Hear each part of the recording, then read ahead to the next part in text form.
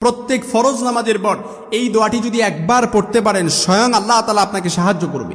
সুনানে নাসাই, মুস্তাদরাকে হাকিম, মুস্তাদে আহমদের বর্ণনায় হাদিস এসেছে, সাহাবী মুআজ ইবনে জাবাল রাদিয়াল্লাহু তাআলা আনহু থেকে বর্ণিত হাদিস। প্রত্যেক ফরজ নামাজের পর এই দোয়াটি অবশ্যই যদি পড়তে পারেন আল্লাহ তাআলা আপনাকে সাহায্য করবে। যে কোনো কাজে, যে কোনো বিপদে, আপনি যে কোনো পেরেশানিতেই থাকেন না কেন, আল্লাহ তাআলা আপনাকে নিজে সাহায্য করবে। দোয়াটি একেবারেই সহজ, আমাদের ঠোঁটে একেবারেই সহজ, আমরা বলতে পারবো এবং সবাই পারি, এরকম কেউ নাই দোয়াটি পারি না।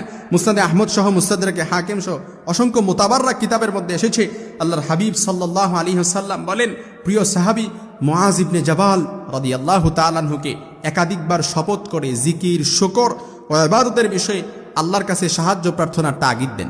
এই তিনটি বিষয়ে তাগিদ দেন। হাদিসটি হলো, মুআজ ইবনে জাবাল রাদিয়াল্লাহু তাআলা আনহু বর্ণনা করেন, একদিন রাসূল সাল্লাল্লাহু আলাইহি সাল্লাম আমার হাত ধরলেন আর বললেন, হে মুআজ, আল্লাহর শপথ আমি তোমাকে ভালোবাসি। আল্লাহর শপথ, আল্লাহি মুআজ আমি তোমাকে ভালোবাসি।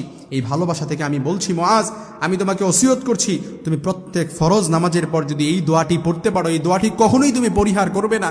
আর এই দোয়াটি যদি পড়তে পারো স্বয়ং আল্লাহ তাআলা তোমাকে সাহায্য করবে। এই দোয়াটি আমরা সকলেই পারি। আল্লাহুম্মা আইন্নি আলা যিকরিকা ওয়া শুকরিকা ওয়া হুসনি ইবাদাতিক। একেবারে তিনটি শব্দের দোয়া। আল্লাহুম্মা আইন্নি, শুরুটা হচ্ছে হামজা, পরেরটা হচ্ছে আইন। আইন্নি আলা যিকরিকা ওয়া শুকরিকা ওয়া হুসনি ইবাদাতিক।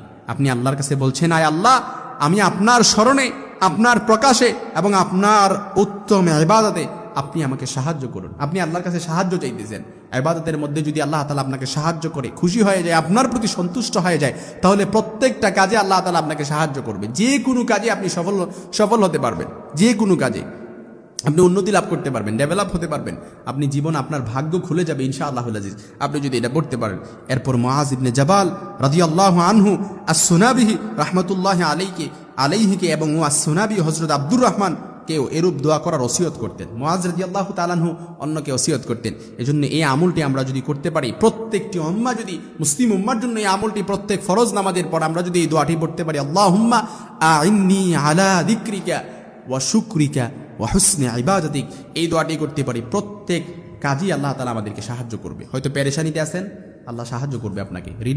ঋণের বোঝায় চাপা পড়ে আছেন, আল্লাহ আপনাকে সাহায্য করবে। অভাব অনটনে আছেন, আল্লাহ তাআলা আপনাকে সাহায্য করবে। বিপদ, পেরেশানি, মামলা মুকদ্দমায় জড়িয়ে আছেন, আল্লাহ তাআলা আপনাকে সাহায্য করবে। কারণ আপনি আল্লাহর কাছে সাহায্য চাইতেছেন। আপনি ফরজ নামাজের পর যদি কোনো দোয়া করা হয়, দোয়া কখনো আল্লাহ তাআলা ফিরিয়ে দেয় না। নামাজের পর দোয়া করলে, আল্লাহ তাআলার কাছে দুহাত দোয়া করলে আল্লাহ তাআলা ওই দোয়াটা কবুল করে নেয়। তবে ওই দোয়াটার মধ্যে অবশ্যই রাসূল করিম সাল্লাল্লাহু আলাইহি ওয়াসাল্লামের প্রতি দরুদ পড়বেন।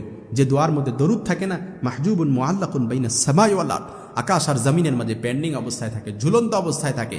আর যদি এই দোয়াটা, ওই মুনাজাতের মধ্যে দরুদ থাকে, রাসূল করিম সাল্লাল্লাহু আলাইহি সাল্লামের প্রতি দরুদ থাকে, ওই দোয়াটা ডিরেক্ট আরশে আজিমে যেয়ে নক করে। সুবহানাল্লাহ।